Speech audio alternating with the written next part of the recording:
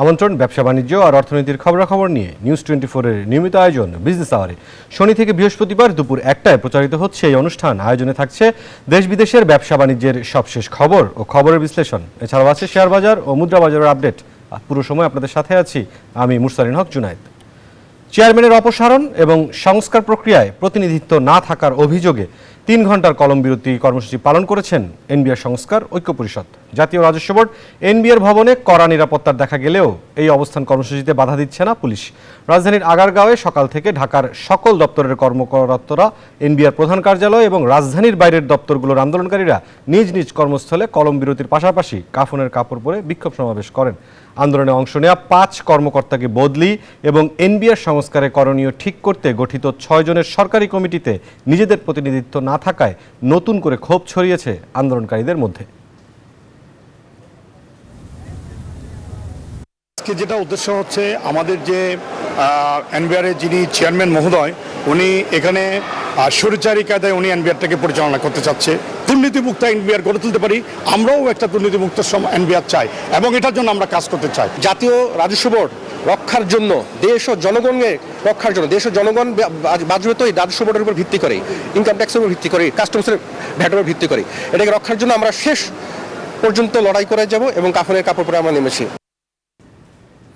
দর্শক, কিছুক্ষণ আগে এনবিআর ভবনে এনবিআর সংস্কার ঐক্য পরিষদের পক্ষ থেকে সংবাদ সম্মেলন অনুষ্ঠিত হয়েছে এবং সবশেষ পরিস্থিতি জানতে আমরা যুক্ত হব সহকর্মী মোহাইমিনুল খানের সাথে।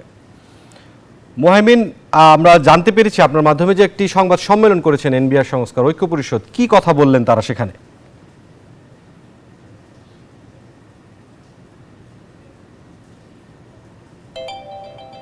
কিছুক্ষণ আগে কিন্তু ব্রিফিং হয়েছে, তারা কিন্তু এই ব্রিফিংয়ে নতুন কর্মসূচির ঘোষণা দিয়েছেন।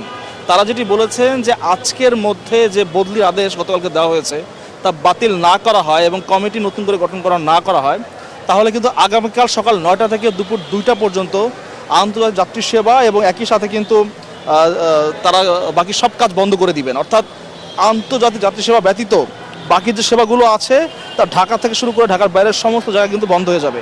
এবং তারা যেটি বলেছেন যে কালকেও যদি দাবি আদায় না হয় তাহলে পরশু দিন অর্থাৎ আগামী 25 তারিখে কিন্তু সকাল 9টা থেকে বিকেল 5টা পর্যন্ত এই কর্মসূচি চলবে এবং সর্বশেষ যদি 27 তারিখের মধ্যেও দাবি আদায় না হয় তবে আগামী 28 তারিখ থেকে কিন্তু এনবিআর এর সকল বিভাগ অনুবিভাগের সকল কার্যক্রম তারা কমপ্লিট শাটডাউন করে দেবেন। তারা বলেছেন যে নতুন যে কমিটি গঠন করা হয়েছে রাজস্ব বিভাগ সংস্কার বিষয়ক পরামর্শ কমিটি, সেই কমিটি তাদের অংশগ্রহণ নেই। যেহেতু তাদের অংশগ্রহণ নেই, তারা সেই কমিটিকে অবাঞ্ছিত ঘোষণা করেছেন এবং একই সাথে তারা বলেছেন গতকালকে কিন্তু তাদের 5 জন শীর্ষ কর্মকর্তাকে বদলি করা হয়েছে, যারা ছিলেন কিন্তু এই সংস্কার বিষয়ক কমিটির পরিষদের বিশেষ শীর্ষ নেতারা। তারা বলছেন যে তাদের বদলি আদেশ যদি বাতিল না করা হয় তবে তারা কালকের থেকেই নতুন কর্মসূচি পালন করতে শুরু করবেন এবং একই সাথে 28 তারিখ থেকে কিন্তু কমপ্লিট শাটডাউন চলবে। তো এনবিআর এখান থেকে এই ছিল আমার কাছে এখন পর্যন্ত সর্বশেষ তথ্য। ধন্যবাদ মুসলিন আপনাকে। খান, আপনাকে অসংখ্য ধন্যবাদ আমাদের সাথে যুক্ত হওয়ার জন্য। আমরা চলে যাব অন্যান্য যে প্রসঙ্গগুলো রয়েছে আমাদের সেখানে। আগামী অর্থ বছরের জন্য 7,90,000 কোটি টাকার বাজেট অনুমোদন দিয়েছে উপদেষ্টা পরিষদ। এবার থাকছে না কালো টাকা সাদা করার সুযোগ। রোববার বাজেট প্রস্তাব চূড়ান্তে বৈঠক করেন উপদেষ্টারা। বৈঠক শেষে সচিবালয়ে অর্থ উপদেষ্টা জানান জিডিপির লক্ষ্যমাত্রা 5.5 এবং মূল্যস্ফীতির লক্ষ্যমাত্রা 5.6% ধরা হয়েছে। ব্যবসা বান্ধব বাজেটে এটা পূরণ করা অসম্ভব হবে না বলেও দাবি অর্থ উপদেষ্টার। বাড়তি কর দিয়ে কালো টাকা বৈধ করার যে সুযোগ 2025-26 অর্থ বছরের প্রস্তাবিত বাজেটে দেওয়া হয়েছিল তা বাতিল করে নতুন অর্থ বছরের বাজেট পাশ করেছে উপদেষ্টা পরিষদ। রোববার সকালে প্রধান উপদেষ্টার কার্যালয়ে অনুষ্ঠিত বৈঠকে বাজেট প্রস্তাবে চূড়ান্ত অনুমোদন দেওয়া হয়।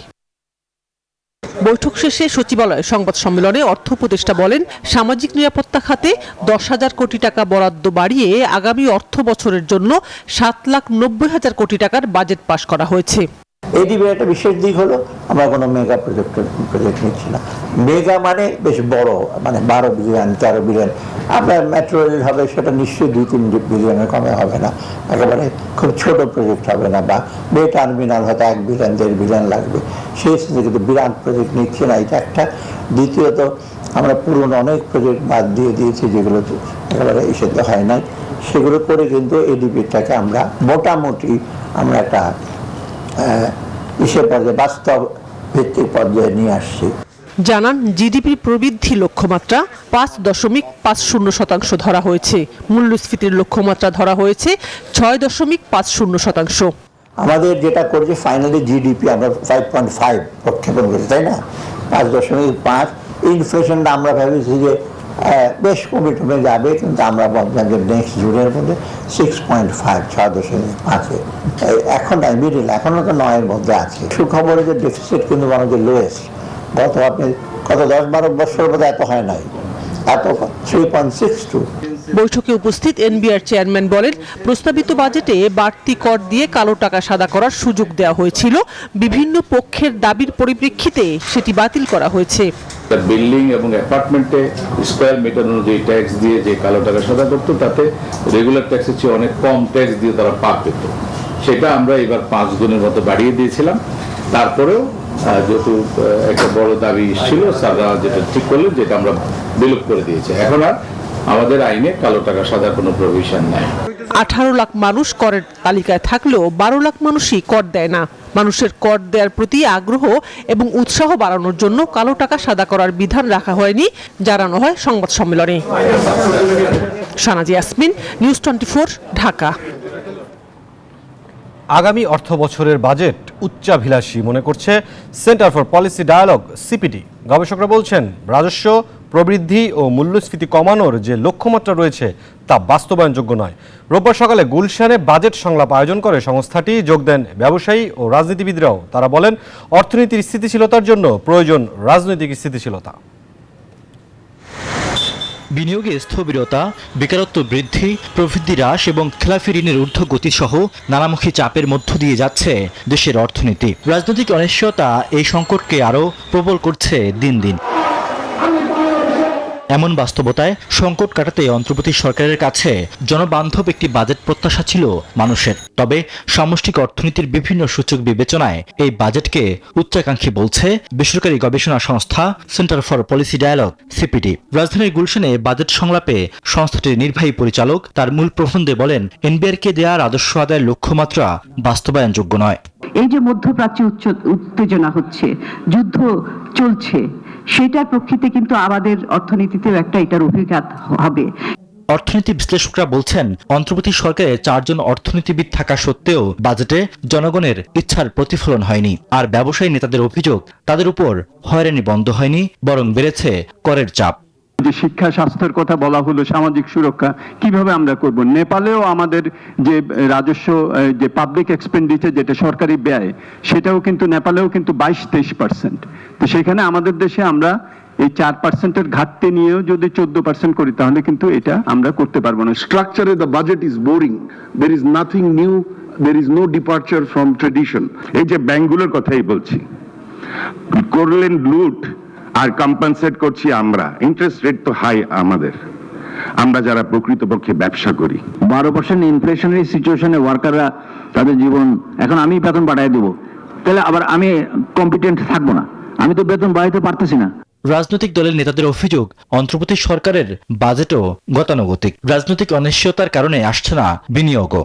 শূন্য দারিদ্র, শূন্য বেকারত্ব এবং শূন্য কার্বন নিঃসরণ, 3 শূন্যর একটা আমরা যুগে এখন আছি আমাদের ঘোষণা অনুযায়ী। কিন্তু আমাদের শ্রমিকদের পক্ষ থেকে দেখলাম শূন্য প্রতিশ্রুতিরও একটা বাজেট। প্রায় 1 কোটি লোক বিদেশে থাকে, তাদের 3 কোটি পরিবার ইনভলভ। সেই মন্ত্রণালয়ে একমাত্র 855 কোটি টাকা বাজেট দেওয়া হলো। এইবার কি সরকারটা তো পলিটিক্যাল সরকার না যে যাকে সেই লেগেসিগুলো বহন করতে হবে, এরা কি নতুন কিছু দিতে পারতো না?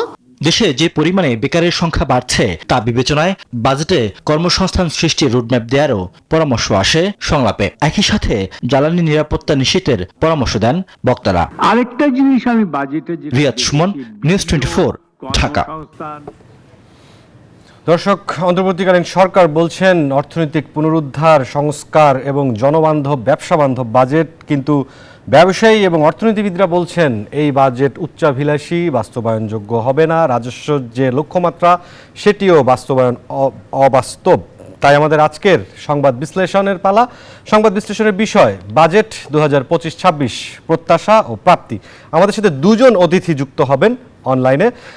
তৈরি পোশাক মালিকদের ব্যবসায়ী সংগঠন বিজিএমই এর সভাপতি মাহমুদ হাসান খান বাবু এবং অর্থনীতিবিদ অধ্যাপক ডক্টর আবু ইউসুফ আমাদের সাথে যুক্ত হচ্ছেন। আমরা স্বাগত জানাতে চাই তাদের দুজনকে বিজনেস আওয়ারে। জনাব মাহমুদ হাসান খান বাবু, আপনাকে স্বাগত। প্রথম প্রশ্নটি, আমাদের কাছে যেই তথ্য পাঠানো হয়েছে গতকাল অর্থাৎ রোববার বিকেলে অর্থ মন্ত্রণালয় থেকে, কিছু 3টি সংস্কারের মধ্যে একটি উল্লেখযোগ্য সংস্কার হচ্ছে এলডিসি উত্তোলনের ক্ষেত্রে যে প্রণোদনা ব্যবস্থা রয়েছে সরকারের, সেটি কমিয়ে আনার জন্য সরকার নির্ধারণ করেছিল সময় 1 জুলাই 2025, এটিকে আরও 6 মাস বাড়ানো হয়েছে। 1 জানুয়ারি 2026 থেকে মূলত এই প্রণোদনা কমিয়ে আনার যে সিদ্ধান্ত, এটি বাস্তবায়ন হবে। ব্যবসা হিসেবে আপনি 25-26 অর্থ বছরের বাজেট কিভাবে দেখছেন? ধন্যবাদ। ওভারঅল বাজেট নিয়ে যেটা আমরা কাজ করেছি, অবশ্যই এটা একটা গতানুগতিক বাজেট, বাট সর্বশেষ যে সিদ্ধান্তটা নেওয়া হয়েছে যে কালো টাকা সাদা করার যে স্কোপ, সেটা বন্ধ করা হয়েছে, সেটাকে সাধুবাদ জানাই। কারণ দিনের শেষে যারা আমরা নিয়মিত ট্যাক্স দিই, এটা এক ধরনের তাদেরকে অ্যালাইন করা হয়, তাদেরকে ডিসকারেজ করা হয়। সো এটা বন্ধ হয়েছে, এটা ভালো জিনিস। আর হলো সোশ্যাল সেফটি নেটে যে 10,000 কোটি টাকা বাড়তি যোগ করা আছে, এটাও ভালো। বাট এলডিসি গ্র্যাজুয়েশন 2026 নভেম্বরে আমরা হওয়ার প্রস্তুতি নিচ্ছি। আমরা বিজনেস কমিউনিটি মনে করি যে এটা আরও 2 থেকে 3 বছর পিছানোর সুযোগ আছে, সেই সুযোগটা পাওয়া উচিত, কারণ আমরা এখনও পুরোপুরি প্রস্তুত না। আর এইটাকে কেন্দ্র করে যে প্রণোদনা, এটা জুলাই থেকে ডিসেম্বরে নিয়ে যাওয়া হয়েছে, জানুয়ারিতে নিয়ে যাওয়া হয়েছে। এটা যতদিন পর্যন্ত আমরা গ্র্যাজুয়েটেড হব না, ততদিন পর্যন্তই থাকা উচিত। অনেকেই বলেন যে এইটা উঠিয়ে দিয়ে এক ধরনের সক্ষমতা তৈরি করা, আমরা বরঞ্চ বলি উল্টো। কারণ যারা ভালো ব্যবসায়ী, যারা নিজের ব্যবসাটা বোঝেন, তারা এই যে প্রণোদনার অংশটা তাদের নতুন বিনিয়োগের পুঁজি হিসাবে বা ইকুইটি হিসেবেই তারা ট্রিট করবেন। সুতরাং এটা বন্ধ করে দেওয়াটা ঠিক হবে না, এটা চলমান থাকা উচিত। আর এই যে ইয়ার্নের ক্ষেত্রে যে নতুন করে ভ্যাট আরোপ করা হয়েছে, যেটা এবার এখনও এটা রাখা হয়েছে, সেটাও উঠিয়ে দেওয়া উচিত। এটা নিয়ে আমরা কাজ করব সরকারের সাথে। জি, মাহমুদ হাসান খান আমাদের সাথে থাকবেন। অধ্যাপক ডক্টর আবু ইউসুফ, আপনার কাছে যে বিষয়টি জানতে চাচ্ছি, নতুন করে এনবিআর সংস্কার ঐক্য পরিষদ আবারও আন্দোলনের মাঠে নেমে গিয়েছে, যেখানে আপনি উন্নয়ন সংস্থা র্যাপিডের সাথেও আপনি যুক্ত আছেন। আপনাদের 2 দিন আগেই একটি অনুষ্ঠান হয়ে গেছে বাজেট নিয়ে, সেখানে আপনারাও বলেছেন রাজস্ব যে লক্ষ্যমাত্রা দেওয়া হয়েছে সেটি বাস্তবায়নযোগ্য নয়। এমন পরিস্থিতিতে যে লক্ষ্যমাত্রা দেওয়া হয়েছে এবং সংস্কারের অংশ হিসেবে এনবিআরের যেই সরকার এবং কর্মকর্তা কর্মচারীদের সাথে পাল্টাপাল্টি মুখোমুখি যে অবস্থান, আসলে কি পরিস্থিতিতে যেতে যাচ্ছে আগামী অর্থ বছরের বাজেট? ধন্যবাদ। আসলে যেই বিষয়টা নিয়ে আপনি আলোকপাত করেছেন, আসলে আমাদের যে বাজেটটা, এটা তো পাবলিক এক্সপেন্ডিচার। আপনি যদি দেখেন, এই পাবলিক এক্সপেন্ডিচার আমাদের 12.7% মতো আমাদের জিডিপি। আমার মনে হয় যে ওয়ার্ল্ডের যে লোয়েস্ট ক্যাটাগরির যে কান্ট্রিগুলো আছে, জিডিপির কনটেক্সটে আপনার পাবলিক এক্সপেন্ডিচার কত, সেটি হচ্ছে তার মধ্যে অন্যতম। এখন এটা করতে গেলে আসলে আমরা যদি এটাকে বাড়াতে যেতে চাই, তাহলে অবশ্যই আমাদের রেভিনিউ মোবিলাইজেশনের কোনো বিকল্প নাই, অর্থাৎ ফিসক্যাল স্পেস আমাদের বাড়াতে হবে। এখন ফিসক্যাল স্পেস যদি আমরা বাড়াতে না পারি, তাহলে আমরা এডুকেশনে খরচ করতে পারবো না, আমরা হেলথে খরচ করতে পারবো না, সোশ্যাল প্রোটেকশনে খরচ করতে পারবো না। এই একই বৃত্তের মধ্যেই কিন্তু আমাদের ঘুরপাক খেতে হবে। তাহলে রেভিনিউ মোবিলাইজেশন করার জন্য, বা রেভিনিউ আমরা যে হোয়াইট পেপার কমিটি যেটি, সেখানে আমি রেভিনিউ মোবিলাইজেশনের চ্যাপ্টার 6টা সেটা আমি টেক কেয়ার করেছিলাম। তাহলে সেখানেও কিন্তু অনেকগুলো বলা আছে যে আপনার যে আমরা যেটা বলছি যে ট্যাক্স জিডিপি রেশিও, সেটি আমাদের 7.5% বা 7.6%-এর মতো। এখন এটাকে যদি আমরা অন্তত স্ট্যান্ডার্ড যেটাকে বলি ডাবল যদি করতে পারি, 15% যদি করতে পারি, তাহলে এটার জন্য যে আমাদের বিগ পুশ দরকার, বিগ পুশের অন্যতম যেটা শুরুটা হচ্ছে অটোমেশন। আমরা জানি এনবিআর থেকে কিছু অটোমেশনের উদ্যোগ গ্রহণ করা হয়েছে। এখন এই অটোমেশনের ফলাফলটা পেতে কিন্তু একটু সময় লাগবে।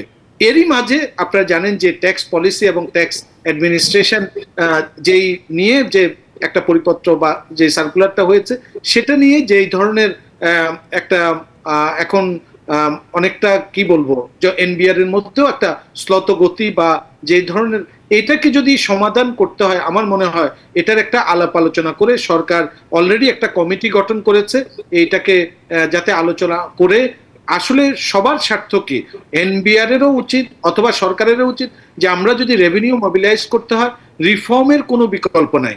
অনেক দিন থেকেই কিন্তু বলা হচ্ছে যে আসলে এই রেভিনিউ মোবিলাইজ যদি আমরা না করতে পারি, দেখেন আমাদের ইন্টারেস্ট পেমেন্ট, আমাদের যদি বাজেট ডেফিসিট এবার যদিও 3.6%, কিন্তু যত বেশি বাজেট ডেফিসিট হবে আমাদের এক্সটার্নাল বরোয়িং হবে, আমাদের ডোমেস্টিক বরোয়িং, ব্যাংক বরোয়িং হবে, এবং সেখানে ব্যাংক বরোয়িং হলে প্রাইভেট সেক্টর সেখানে ইম্প্যাক্ট, তাদের উপর নেতিবাচক প্রভাব পড়বে, প্রাইভেট ইনভেস্টমেন্ট কমে যাবে।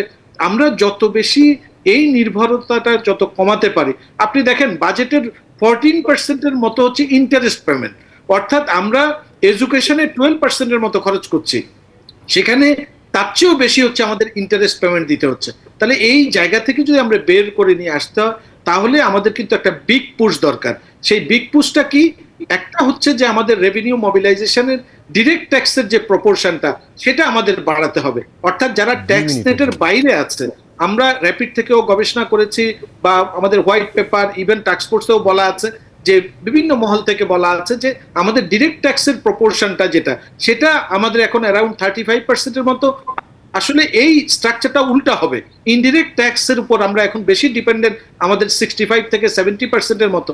এইটা যদি ডিরেক্ট ট্যাক্সের আমরা ট্যাক্স নেটটা, অর্থাৎ যেই 43 লাখ আমাদের আসলে রিটার্ন জমা দিচ্ছে, এটি বাংলাদেশের আবু ইউসুফ, আপনি আমাদের সাথে থাকবেন। ডক্টর আবু ইউসুফ, আমরা একটি অনুষ্ঠান চলছে কাঁচা চামড়ার একটি বিষয় নিয়ে রাজধানীর শাহবাগে, আমরা একটু সেখানে ঘুরে আসতে চাই। সুযোগটি দেওয়ার জন্য আরেকবার ধন্যবাদ জানাচ্ছি।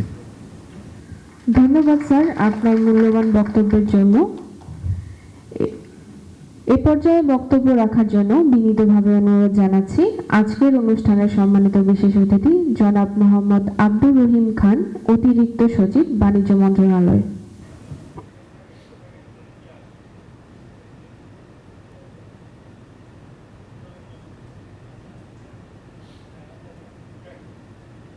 নিয়ে আমাদের আলোচনা, এটি আমাদের জন্য খুবই গুরুত্বপূর্ণ, এই কথা আমরা বারংবার আজকে উল্লেখিত হয়েছে।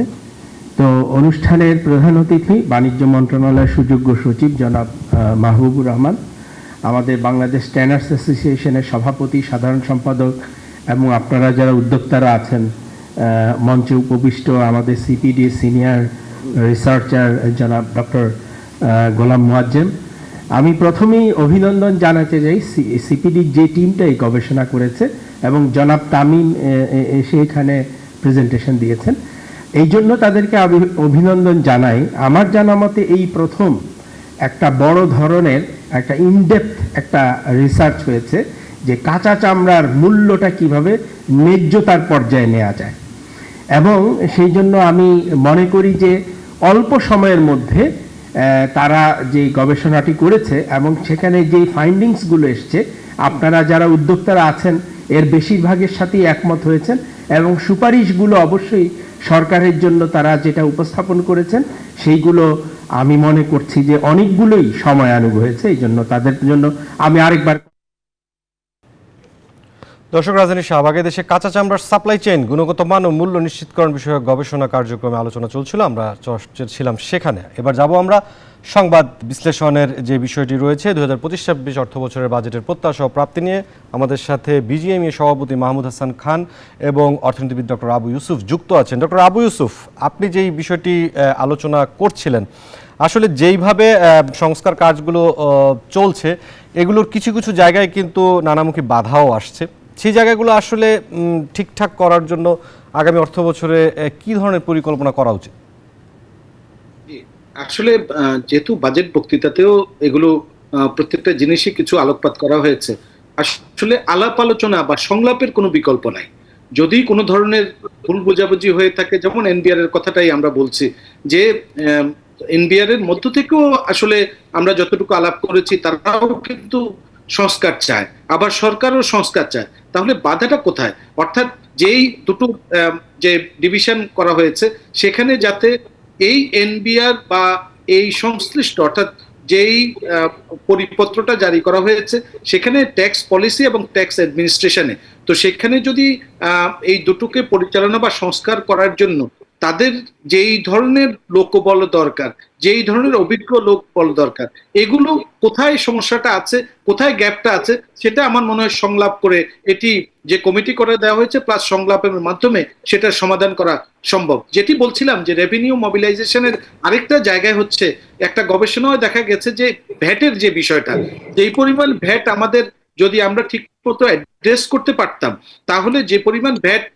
এখন আদায় হচ্ছে তার চেয়ে 3 গুণ ভ্যাট আদায় করা সম্ভব। এর পাশাপাশি ট্যাক্স এক্সেমশন যেটা আমরা দেখেছি, সেটা ইনকাম ট্যাক্স এবং ইনডিরেক্ট ট্যাক্স দুটো মিলে প্রায় অ্যারাউন্ড 6% মতো ট্যাক্স এক্সেমশন আছে। এটাকেও যদি কিছু কিছু জায়গায় হয়তো ট্যাক্স এক্সেমশন দরকার আমাদের এগ্রিকালচার বা বিভিন্ন জায়গায়, কিন্তু সেটা যাতে একটা যৌক্তিক পর্যায়ে নিয়ে আসা যায়, রেশনালাইজ করা যায়, সেটা যদি আমরা অর্ধেককে নামাতে পারি তাহলে কিন্তু আমাদের ফিসকাল স্পেসটা আমরা বাড়াতে পারি। তো এই জায়গাটা আমি মনে করি যে আমাদের একটা বিগ পুশ দরকার এই রেভিনিউ মোবিলাইজেশনের ক্ষেত্রে, এটার কোনো বিকল্প নাই। অন্তত বাংলাদেশের মতো অর্থনীতির ক্ষেত্রে এখানে নিশ্চয়ই আমাদের শ্রদ্ধেয় বাবু ভাই আছেন, উনি ওনারা অনেকদিন থেকে ওনারা কাজ করছেন, তো সেখানেও কিন্তু এই যে ট্যাক্স দেওয়ার ট্যাক্স নেটটা 1 কোটি মানুষ আমরা মনে করি অন্তত আমরা যদি আইডেন্টিফাই করতে পারি যারা ট্যাক্স নেটের বাইরে, তাদেরকে যদি নিয়ে আসতে পারি তাহলে কিন্তু আমাদের এই ফিসকাল স্পেসটা যদি যারা দিচ্ছে তাদের উপর প্রেশার না দিয়ে যারা নেটের বাইরে আছে তাদেরকে আমরা আসলে কিভাবে নিয়ে আসতে পারি, সেটা আনার একমাত্র উপায় হচ্ছে সিস্টেম ডেভেলপ করা। আপনি যদি সিস্টেম ডেভেলপ করতে পারি, আমরা যদি অটোমেশন করতে পারি, আমরা ইন্টারঅপারেবিলিটি যদি করতে পারি বিভিন্ন অর্গানাইজেশনের মাধ্যমে, তাহলে কিন্তু রেভিনিউ আমাদের বেশি পরিমাণে মানে এটা করা সম্ভব। এবং এটাকে যেটি আমি বলেছিলাম এখন 7.6%, এটাকে যদি আমরা অন্তত, যদিও আমাদের রেভিনিউ যে স্ট্র্যাটেজিটা আছে, মিডিয়াম টার্ম রেভিনিউ স্ট্র্যাটেজি যে এনবিআর এর, সেখানে 2035 সাল নাগাদ ওনারা বলেছে 10.5% করবে, কিন্তু সেটাও কিন্তু আমার কাছে মনে হয় টার্গেটটাও কিন্তু একটা দুর্বল টার্গেট। অর্থাৎ আমরা যদি এই জায়গাটাকে একটা বড় ধরনের ধাক্কা দিয়ে অটোমেশন বা রিফর্ম করে আমরা যদি এগিয়ে নিয়ে যেতে পারি। আর বাজেট প্রসঙ্গে যদি আসি, যে বাজেটে একটি তো আপনি দেখেছেন যে এবারের বাজেট যেহেতু কন্ট্রাকশনারি বাজেট করা হয়েছে, তো সেখানে বাজেটের গুণগত জায়গাটা আসলে এখানে গুরুত্ব দেওয়া হয়েছে। বাজেটের সাইজ সবসময় যে এরকম ইনক্রিমেন্টাল বাজেট হয়, কিন্তু এইবারে আমরা দেখেছি বাজেটের আকারটাকে ইনক্রিমেন্টালের পরিবর্তে একটা ছোট আকারে রাখা হয়েছে। তারপরেও আমি বলবো যে এই বাজেটটাই ঘোষণা দেওয়া হয়েছে নাকি, এটাকে আমরা যদি ইমপ্লিমেন্ট করতে পারি, অনেক সময় দেখা যাচ্ছে যে ইমপ্লিমেন্ট করতে গিয়ে ঠিকমতো এটার কোয়ালিটি যে এক্সপেন্ডিচার, সেই জায়গাগুলো আমাদের দেখতে হবে। অর্থাৎ বাজেট যে পরিমাণে আমরা আলোচনা করি, এই আলোচনার চেয়েও বাজেট ইমপ্লিমেন্টেশন বা এক্সিকিউশন লেভেলে যদি আমরা সেটাকে ভালোভাবে ওভারসি না করতে পারি, তাহলে যে গুণগত এক্সপেন্ডিচার রাউন্ড দ্য ইয়ার আমরা দেখি, এডিপি এক্সপেন্ডিচার প্রথম 10 মাসে 40% থাকে, এরপরে গিয়ে সেটা একটা 80%-এর মতো গিয়ে জাম্প দেয়, তাহলে কি যে গুণগত যে এক্সপেন্ডিচারটা সেটা একটা প্রশ্নের সম্মুখীন হয়। যদিও এবার আমরা দেখেছি ডেভেলপমেন্ট এক্সপেন্ডিচার যেটা 35,000 কোটি টাকা কমানো হয়েছে, বলা হয়েছে যে চলমান যে প্রকল্পগুলো আছে তাদেরকে যাচাই বাছাই করে প্রকল্পের সংখ্যা কমানো হয়েছে। আর আরেকটা জায়গায় যেটা আমাদের শ্রদ্ধেয় প্রেসিডেন্ট মহোদয় বলেছেন বিজিএমই এর, যে বিষয়গুলো যেমন সোশ্যাল প্রোটেকশনেও কিন্তু আমাদের এইবারের বাজেটে একটু আলোকপাত করা হয়েছে। আপনারা যদি দেখবেন যে সোশ্যাল প্রোটেকশনটাই সবচেয়ে বেশি কিন্তু অগ্রাধিকার দেওয়া হয়েছে। যদিও আমরা আশা করেছিলাম অন্তত যে মিনিমাম যে ট্যাক্সেবল ইনকাম যেটা আছে, যেটা করমুক্ত আয়ের সীমা, সেটা হয়তো একটু বাড়ালে যারা ইনফ্লেশনের যে জায়গাটা আছে অন্তত নিম্ন আয়ের মানুষদের, সেখানে হয়তো একটা স্বস্তির জায়গা হতো। তারপরেও সোশ্যাল প্রোটেকশনে ভালো যে কিছু ডক্টর আবু ইউসুফ, আমরা একটু মাহমুদ হাসান খান বাবুর কাছ থেকে কিছু শুনে নিতে চাই। আপনি আমাদের সাথে থাকবেন ডক্টর আবু ইউসুফ। যারা মাহমুদ হাসান খান, আপনার বক্তব্য আমরা প্রথমে কিছুটা শুনে নিলাম। কিছু বিষয় আছে দেশের ব্যবসার প্রেক্ষিতে যেগুলো আন্তর্জাতিক যে বিষয় রয়েছে তার সাথে সম্পৃক্ত। সংকটের প্রসঙ্গে আসতে চাচ্ছি, ইরান ইসরায়েল যুদ্ধ, মার্কিন যুক্তরাষ্ট্র ইরানের উপরে হামলা এবং হরমুজ প্রণালী বন্ধে ইরানি পার্লামেন্টের অনুমোদন, সব কিছু মিলে কি ধরনের চ্যালেঞ্জ আসছে, কেননা দেশেও কিন্তু রাজনৈতিক স্থিতিশীলতার একটি বড় জায়গা রয়ে গিয়েছে, নির্বাচন আসছে সামনে, সবকিছু মিলে আগামী অর্থবছর চলাকালীন সময়ে দেশের ব্যবসা কোন দিকে যেতে পারে? দেখেন, এই চ্যালেঞ্জ তো দুই ধরনের, একটা হচ্ছে ইন্টারনাল, একটা হলো এক্সটার্নাল। আপনি যে চ্যালেঞ্জের কথা বললেন এটা হলো এক্সটার্নাল চ্যালেঞ্জ, যে ইসরায়েল ইরান যুদ্ধ, এর মধ্যে ইউএস এর ইনভলভমেন্ট, তারপরে হরমুজ প্রণালী বন্ধ করে দেওয়া, এটাতে আমরা পার্টি না, বাট আমরা এফেক্টেড হব, নেগেটিভলি এফেক্টেড হব। যেমন হরমুজ প্রণালী বন্ধ করে দিলে যে পেট্রোলিয়াম প্রোডাক্ট যেটা আমরা ইম্পোর্ট করি তার দাম বাড়বে, অথবা দাম যদি নাও বাড়ে লিড টাইম বাড়বে, আবার হয়তো প্রাপ্যতাটা কমে যাবে। সেক্ষেত্রে ভিন্ন সোর্সে যেতে হলে যে সময় লাগবে তাতে করে আমরা সাফার করব। এমনি আমরা জ্বালানি সংকটে আছি। আমাদের জ্বালানি সংকটের মূল বিষয়টা হচ্ছে সেটা হচ্ছে গ্যাস। সো এলএনজি ইম্পোর্ট করার ক্ষেত্রে এমনি এক ধরনের একটা আমি বলবো বিশৃঙ্খল অবস্থা আছে, কারণ আমরা জানি যে আমাদের এক্সপ্লোরেশন নাই, আমরা জানি আমার ডিমান্ড এবং সাপ্লাইয়ের কি গ্যাপ আছে। সুতরাং এই এলএনজি আমাদেরকে যে ইম্পোর্ট করতে হবে এটা হলো অবভিয়াস। যদি ইম্পোর্ট করতেই হয় এবং for the time being fortunately foreign currency situation ভালো, তাহলে আমাদের মনে করি যে রাউন্ড দ্য ইয়ার একটা প্ল্যান করা উচিত based on our maximum capacity of this এই যে এফআরসিইউ। সো সেটা করতে হবে। এর মধ্যে নতুন চ্যালেঞ্জ আসছে, সো আমাদের কেন নতুন সোর্সের দিকে যেতে হইতে পারে, যেমন অস্ট্রেলিয়া হইতে পারে, ইন্দোনেশিয়া, মালয়েশিয়া, ইভেন সিঙ্গাপুরও এলএনজি বিক্রি করে। This is the main concern যে এই যুদ্ধ নিয়ে। এর বাইরে যেটা আছে যে এই যুদ্ধতে যদি ইউএসএ বেশি মাত্রা ইনভলভমেন্ট হয়, তার যদি এক্সপেন্সেস বাড়ে, তাহলে দেখা যাবে তার দেশের লোকজনের যে বাজেট তার ক্রয় ক্ষমতা কমবে। ওদের ক্রয় ক্ষমতা কমা মানেই আমাদের জিনিসপত্র কম বিক্রি হওয়া, সেক্ষেত্রে আমরা এফেক্টেড হইতে পারি। বাজেট প্রসঙ্গে যেটা ডক্টর আবু ইউসুফ বললেন ভাই, যে এটা নিয়ে অনেক দিন কথা হচ্ছে যে ট্যাক্স নেট বাড়ানো, কেন বাড়ানো হয় না, যারা আমরা ট্যাক্স দিই তাদের উপরেই ইম্পোজিশনটা কেন বেশি, এটা এনবিআরই ভালো বলতে হবে পারবে। তবে আমরা মনে করি এই ট্যাক্স নেট বাড়ানো উচিত। ডিজিটালাইজেশন তো আছেই, এরপরে হচ্ছে রেসপন্সিবিলিটিটা ডিরেগুলেট করা। আর সবচেয়ে বেশি যেটা ইম্পর্টেন্ট মনে করি আমরা ফ্রম ট্রেড বডি, যে স্টেক হোল্ডার যারা আছে তাদের সাথে এনবিআর এর বসা উচিত উইথ রাইট মেন্টালিটি।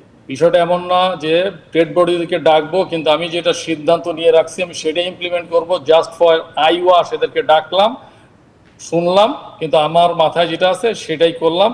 এটা করলে হবে না। আমি বলতে চাই স্টেক হোল্ডার হিসাবে ট্রেড বডি এবং যে বিভিন্ন ডিস্ট্রিক্টের চেম্বার, এদেরকেও যদি আপনি ইনভলভ করেন এনবিআর, তাহলে ট্যাক্স নেট বাড়ানো যাবে। একটা ডিস্ট্রিক্টে যে চেম্বার অফ আছে তারাই ভালো জানে যে ওই ডিস্ট্রিক্টে কারা কারা ট্যাক্স দেওয়ার জন্য সক্ষম।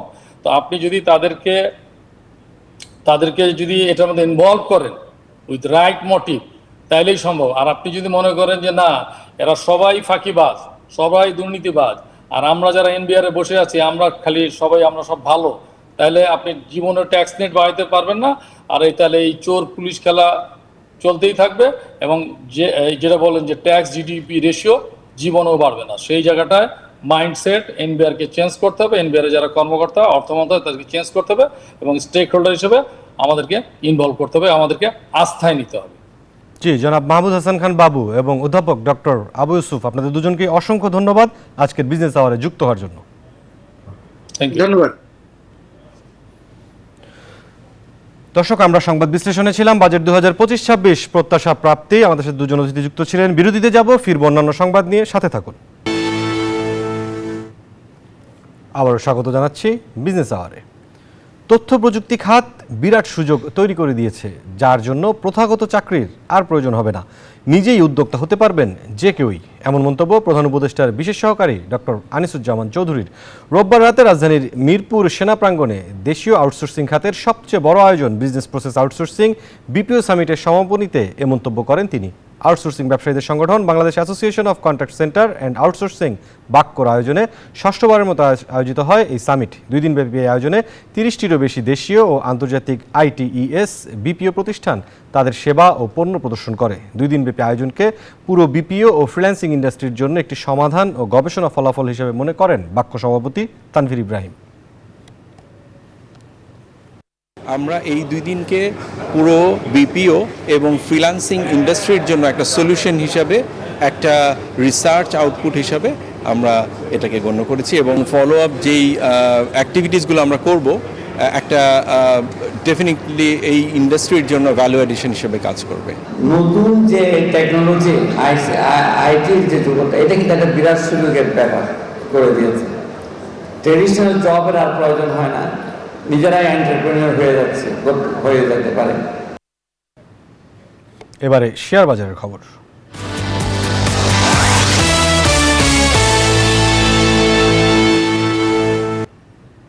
দর্শক, প্রতিদিনের মতো আমরা ঢাকা স্টক এক্সচেঞ্জের ওয়েবসাইটের মাধ্যমে দেখে নিব পুঁজিবাজারের এই মুহূর্তের পরিস্থিতি। দর্শক, ঢাকা স্টক এক্সচেঞ্জের ওয়েবসাইট যে বিষয়টি বলছে, ঊর্ধ্বমুখী প্রবণতায় রয়েছে আজকের পুঁজিবাজার। ডিএসইএক্স ইন্ডেক্স 10 পয়েন্ট বেড়েছে, সূচক দাঁড়িয়ে আছে 4688 পয়েন্টে। সরিয়া ভিত্তিক ইন্ডেক্স 6 পয়েন্ট বেড়েছে, সূচক দাঁড়িয়ে আছে 1022 পয়েন্টে। 30টি বিশেষায়িত কোম্পানির ইন্ডেক্স 3 পয়েন্ট বেড়েছে, সূচক দাঁড়িয়ে আছে 1761 পয়েন্টে। এখন পর্যন্ত 189 কোটি টাকার লেনদেন হয়েছে। হাত বদল হওয়া শেয়ার ও মিউচুয়াল ফান্ড ইউনিটের মধ্যে 202টি কোম্পানি শেয়ারের দাম বেড়েছে। অপরিবর্তিত রয়েছে 54টি কোম্পানির শেয়ারের দাম এবং যেটি দাম কমেছে 112টি কোম্পানির শেয়ারের দাম। আমরা একটু বিদেশি মুদ্রার বিনিময় মূল্য রয়েছে, সেই বিনিময় মূল্যের দিকে একটু দেখে নিব কি পরিস্থিতিতে রয়েছে আজকের বিদেশি মুদ্রার বিনিময় মূল্য। মার্কিন ডলার 122 টাকায় কিনে বিক্রি হচ্ছে 123 টাকায়। ইউরো 131 টাকায় কিনে বিক্রি হচ্ছে 137 টাকায়। পাউন্ড 152 টাকায় কিনে 157 টাকায় বিক্রি হচ্ছে। চীনা ইউয়ান কেনা যাচ্ছে 15 টাকা 50 পয়সায়, বিক্রি হচ্ছে 17 টাকা 30 পয়সায়। সৌদি রিয়াল 30 টাকায় কিনে বিক্রি হচ্ছে 32 টাকা 40 পয়সায়। ভারতীয় রুপি 1 টাকা 38 টাকায় কিনে বিক্রি হচ্ছে 1 টাকা 45 পয়সায়। দেখে নিব স্বর্ণের দরদাম। সবচেয়ে ভালো স্বর্ণ 22 ক্যারেট প্রতি ভরি 1,74,528 টাকা। 21 ক্যারেটের স্বর্ণ প্রতি ভরি 1,66,597 টাকা। 18 ক্যারেটের স্বর্ণ প্রতি ভরি 1,42,802 টাকা এবং সনাতন স্বর্ণ প্রতি ভরি 1,18,168 টাকা। রূপার বাজারের পরিস্থিতি জানবো। 22 ক্যারেটের সবচেয়ে ভালো রূপা প্রতি ভরি 2,811 টাকা। 21 ক্যারেটের রূপা প্রতি ভরি 2,683 টাকা। 18 ক্যারেটের রূপা প্রতি ভরি 2,298 টাকা এবং সনাতন রূপা প্রতি ভরি 1,726 টাকা।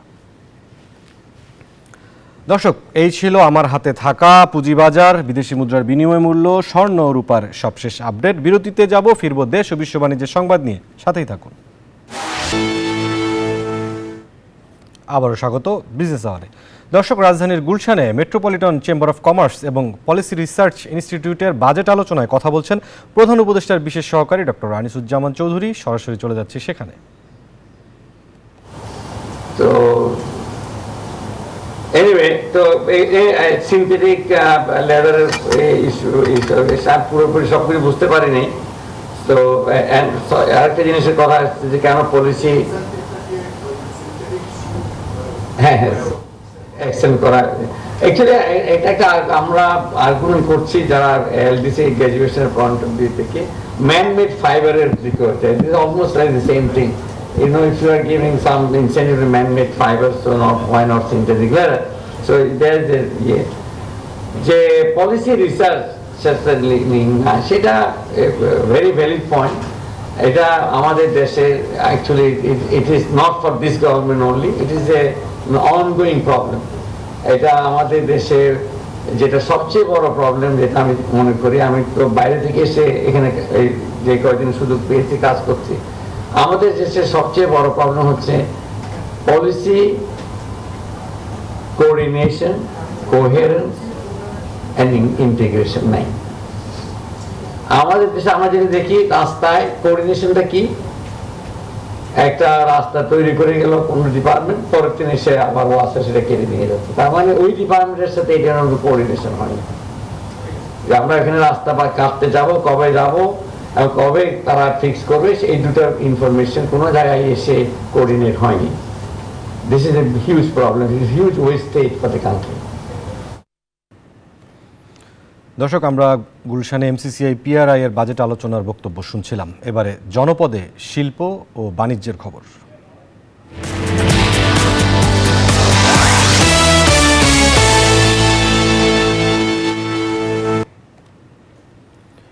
খুলনায় মিশ্র ফল বাগান করতে আগ্রহ বাড়ছে চাষিদের। পারিবারিক চাহিদা মেটানোর পাশাপাশি বাণিজ্যিকভাবেও সফলতা পেয়েছেন অনেকে। কৃষি কর্মকর্তারা বলছেন, মিশ্র ফলের চাষ পদ্ধতি সারা দেশে ছড়িয়ে দিতে পারলে ফল সমৃদ্ধ বাংলাদেশ গড়ে তোলা যাবে। মাকসুদ রহমানের তথ্যচিত্রে ডেস্ক রিপোর্ট। খুলনার ডুমুরিয়ার নবদ্বীপ মল্লিকের মিশ্র ফলের বাগান। গাছে গাছে ঝুলছে নানা জাতের আম। সবুজ পাতার ফাঁকে ফাঁকে চোখে পড়ছে থাই পেয়ারা, লাল কাঁঠাল, ড্রাগন, আতা, শরীফা, পেঁপে সহ বিভিন্ন ফল। ফল ও সবজি উৎপাদনে সফলতার জন্য 2017 সালে জাতীয় পুরস্কারও লাভ করেন নবদ্বীপ। সব রকম ফল, সব রকম সবজি আমার বাড়িতে থাকুক, এটা কেন আমি বাইরের থেকে কিনে খাবো? তো পাশাপাশি যেহেতু আমার অনেক লোকজন নিয়ে কাজ করা, সেহেতু শুধুমাত্র নিজের চাহিদা পূরণ করলে তার পেট চলবে না। এক্ষেত্রে মনে করেন বাণিজ্যিকভাবে প্রত্যেকটা চাষই আমরা হালকা টাচ করে যাই। এক বাগানে উৎপাদিত দেশি বিদেশি জাতের ফল, সবজি, চারা, কলম বিক্রির মাধ্যমে আর্থিকভাবে লাভবান হচ্ছেন চাষিরা। পরিবারের চাহিদা পূরণের পাশাপাশি বাণিজ্যিকভাবে ফল উৎপাদন করছেন অনেকে। বাগানে আছে আপনার মিয়াজাকি আছে, Alphonso, Brunei king, Chakapat, Dokmai, red Palmer. আম গাছের ফাঁকে পেঁপে গাছ, তার নিচে কিন্তু আমরা চুই ঝালের গাছও রোপণ করেছি। মানে একই জমিতে আমাদের 3টা ফসল হচ্ছে। আমের যে জাতগুলো আছে, বিশেষ করে সবচেয়ে দামি যে মিয়াজাকি বা সূর্যডিম, আলফানসো বা জাপানি পালমার, বা আমাদের দেশের কিছু আম আছে বাড়িপুর বা ব্যানানা ম্যাঙ্গো বা 4 কেজি বা ব্রুনাই কিং বা ব্ল্যাক স্টোন আম, যেটা দেখতে গাছের পাতা কালো, গাছ কালো, এমনকি আমটাও কালো। এই সবগুলো সমাহার তার ওখানে আছে। মিশ্র ফল বাগান করতে উদ্যোক্তাদের পরামর্শ দিয়ে সহযোগিতা করছে কৃষি বিভাগ। আমাদের উদ্দেশ্য হচ্ছে একদিকে যেমন সে ওটা থেকে লাভবান হবে, পাশাপাশি এটা দেখে আরও লোক উদ্বুদ্ধ হয়ে আসলে এই জাতীয় ফল ফসলের প্রতি আকৃষ্ট হবে এবং আমাদের দেশে এটি সম্প্রসারিত হবে। মিশ্র ফলের চাষ পদ্ধতি সারা দেশে ছড়িয়ে দিতে পারলে ফল সমৃদ্ধ বাংলাদেশ গড়ে তোলা যাবে, এমনটাই প্রত্যাশা সংশ্লিষ্টদের। শান্তা ইসলাম, ডেস্ক রিপোর্ট, নিউজ 24। খাগড়াছড়ির পাহাড়ে নানা রকমের কৃষিপণ্য ও ফল উৎপাদিত হয়, তবে ফল সংরক্ষণের জন্য কোনো হিমাগারের ব্যবস্থা নেই। পণ্য সংরক্ষণ করতে না পেরে ন্যায্য মূল্য থেকে বঞ্চিত হচ্ছেন কৃষক। এমন সময়ে কৃষি পণ্য সংরক্ষণে এক কৃষকের অভিনব উদ্ভাবন এই জেলায় সাড়া জাগিয়েছে। খাগড়াছড়ি থেকে মোহাম্মদ জহুরুল আলমের পাঠানো তথ্যচিত্রে ডেস্ক রিপোর্ট। খাগড়াছড়ির পানছড়ির তালুকদারপাড়া গ্রামে ঘরের সিলিংয়ে ঝুলিয়ে রাখা হয়েছে 1 মনেরও বেশি টমেটো। ফজলুল কবিরের বাড়িতেই দেখা মেলে এ পদ্ধতিতে রাখা টমেটোর কার্যক্রম। নতুন এই পদ্ধতির উদ্ভাবক শরীফ মাহমুদ ছোটন শক্ত রশিতে বেঁধে সিলিংয়ে ঝুলিয়ে রেখেছেন গাছ সহ টমেটোগুলো। উদ্ভাবক ছোটন বলেন, টমেটোগুলো হালকা পাকলেই গাছ সহ রশিতে বেঁধে ঝুলিয়ে রাখা হয়। আর এই পদ্ধতিতে টমেটো 6-7 মাস টাটকা থাকে, স্বাদও চমৎকার। 8-9 বছর ধরে এইভাবে করে সংরক্ষণ করে রাখি। এভাবে সংরক্ষণ করে রাখলে প্রায় 6-7 মাস পর্যন্ত এগুলো ভালো থাকে।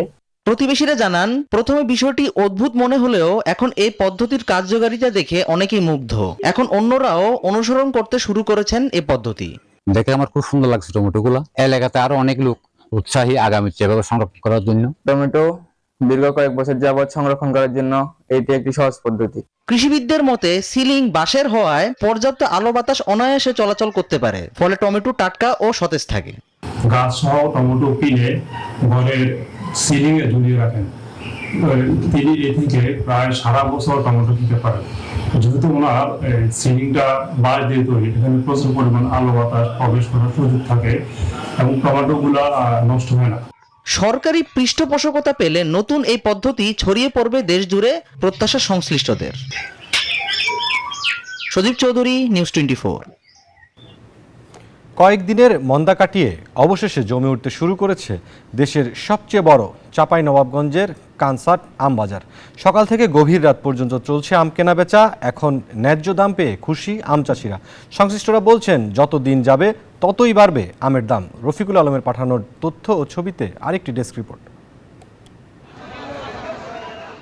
সূর্য ওঠার সঙ্গে সঙ্গে ক্রেতা বিক্রেতার হাটডাকে মুখরিত হয়ে ওঠে চাঁপাইনবাবগঞ্জের কানসার্ট আম বাজার। জেলার বিভিন্ন প্রান্ত থেকে বাজারে আনা হয় নানান জাতের সুস্বাদু আম, আর এসব আম কিনতে দেশের বিভিন্ন স্থান থেকে আসেন ক্রেতারা। গত কয়েকদিনের মন্দাভাব কাটিয়ে লাভের মুখ দেখায় খুশি বিক্রেতারা।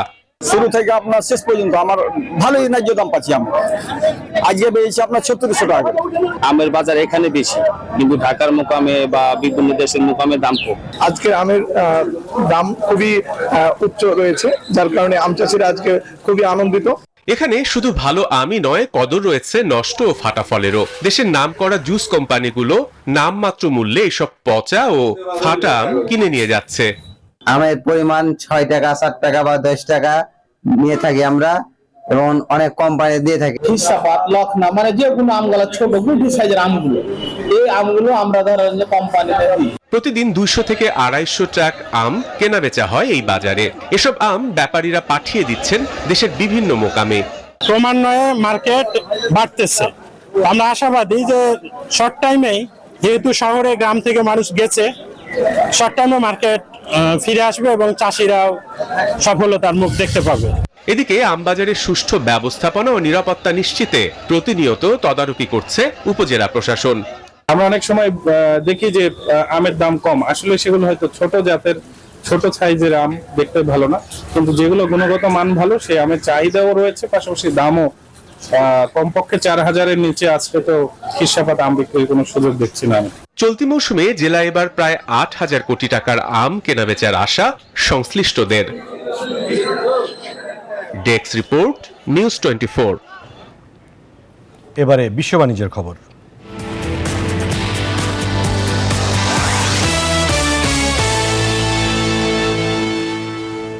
হরমুজ প্রণালী বন্ধের অনুমোদন দিয়েছে ইরানের পার্লামেন্ট।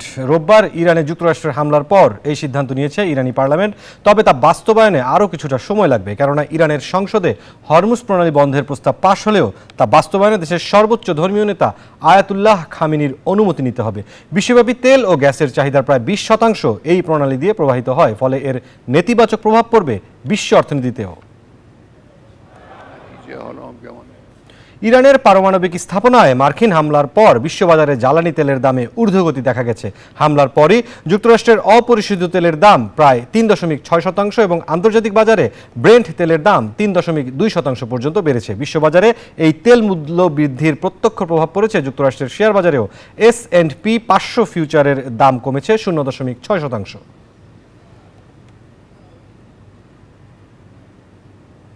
এই ছিল বিজনেস আওয়ারের আজকের আয়োজনে। সাথে থাকার জন্য ধন্যবাদ সবাই।